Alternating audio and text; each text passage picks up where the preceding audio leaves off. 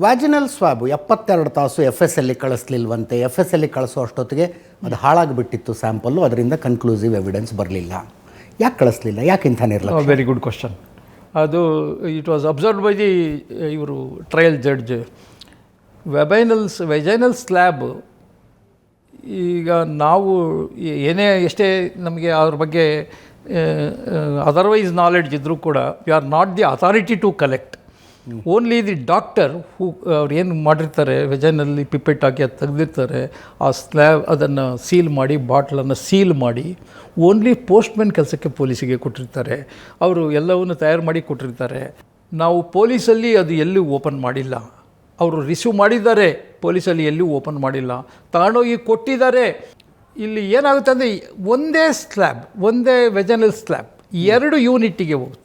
ಒಂದು ಮಣ್ಣಿನ ಭಾಗಕ್ಕೆ ಟೆಸ್ಟಿಗೆ ಹೋಗುತ್ತೆ, ಇನ್ನೊಂದು ವೆಜೈನಲ್ದು ಸ್ಮಿಯರ್ದು ಏನಿದೆ ಅದರದ್ದು ಟೆಸ್ಟಿಗೆ ಹೋಗುತ್ತೆ. ಆಪೋಸಿಟ್ ಸೆಕ್ಸ್ದು ಏನಾದರೂ ಟ್ರೇಸಸ್ ಇದ್ದರೆ, ಸೆಕ್ಷುವಲ್ಗೆ ಸಂಬಂಧಪಟ್ಟಂತಹ ಇದು ಏನಿದ್ದಾರೆ ಅದೇನು ಸಿಗುತ್ತಾ, DNA ಡೆವಲಪ್ ಮಾಡಲಿಕ್ಕೆ ಸಿಗುತ್ತಾ ಅನ್ನೋದು 2 ಟೆಸ್ಟಿಗೆ ಹೋಗುತ್ತೆ. ಮೊದಲನೇ test it was conducted, open ಮಾಡಿದರು ಬಾಟ್ಲ್ ಅವ್ರನ್ನ, ಮೊದಲನೇ ಟೆಸ್ಟ್ನವರು ಅದನ್ನು ಮಣ್ಣನ್ನು ವೆರಿಫೈ ಮಾಡಲಿಕ್ಕೆ ಓಪನ್ ಮಾಡಿದ ಮೇಲೆ ಅವರು ಎಷ್ಟು ಅವಧಿಯಲ್ಲಿ 2ನೇ ಟೆಸ್ಟಿಗೆ ಕಳಿಸ್ಕೊಟ್ರು, ಅವರು ಯಾವ ರೀತಿ ಕಳಿಸ್ಕೊಟ್ರು is also a question relevant. ಹೋಗ್ತೀರಿ? ಈಗ ಅಲ್ಲಿ ಯಾಕೆ ಸರಿ ಆಗಿಲ್ಲ ಅನ್ನುವ ಅಭಿಪ್ರಾಯ ನ್ಯಾಯಾಲಯಕ್ಕೆ ಬರಲಿಲ್ಲ, ಅದನ್ನು ಕನ್ವಿನ್ಸ್ ಮಾಡಲಿಲ್ಲ ಪ್ರಾಸಿಕ್ಯೂಷನ್ ಅನ್ನೋದೇ ವೆರಿ ಇಂಪಾರ್ಟೆಂಟ್ ಲ್ಯಾಪ್ಸ್. ಸೊ ಅಲ್ಲಿ ಪೊಲೀಸಿಂದ ಮಿಸ್ಟೇಕ್ ಆಗಿದ್ದಲ್ಲ, ಡಾಕ್ಟ್ರಿಂದ ಮಿಸ್ಟೇಕ್ ಆಗಿದ್ದಲ್ಲ, ಇಲ್ಲ ಡೌಟ್ ಕ್ಲಿಯರ್ ಆಗಬೇಕಾಗಿತ್ತು ಅಂತ.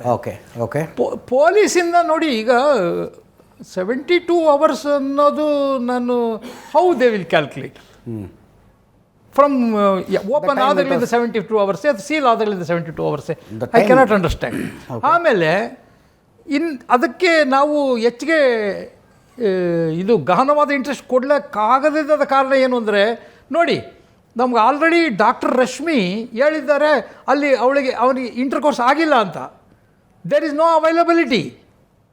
Availability of sexual liquid from the male side. ಅವಳಿಗೆ ರೇಪ್ ಇದು ಆಗಿಲ್ಲ. ಆದರೂ ರುದ್ರಮುನಿಯವರು, I consider it failure of police investigation labs ಅಂತಲೇ ನಾನು ಕನ್ಸಿಡರ್ ಮಾಡ್ತೀನಿ ಅದನ್ನ.